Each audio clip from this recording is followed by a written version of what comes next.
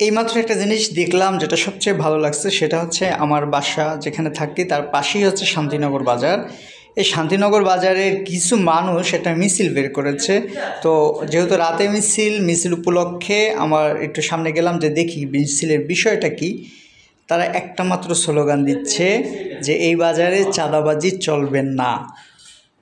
ছোট্ট একটা বিষয়, এই বিষয়টা আপনার কাছে আমি শেয়ার করার মূল কারণ হচ্ছে, আপনি দল মত নির্বিশেষে যাই হন না কেন, আপনার আশেপাশের বাজার হোক, বাস স্ট্যান্ড হোক, যাই হোক না কেন, যদি সেখানে চাঁদাবাজের কোনো প্রভাব দেখেন, কোনো কাজ দেখেন, আপনারা 2 জন 5 জন 10 জন যে কয়জন বন্ধু বান্ধব আছেন মিলেমিশে একটা মিছিল দিন।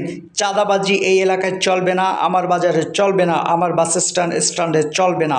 এইভাবে যদি আপনারা করতে পারেন, বাংলাদেশটা আমরা কিন্তু স্বপ্নের জায়গায় নিয়ে যেতে পারবো। এই দায়িত্বটা আপনাকে এখন পালন করতে হবে।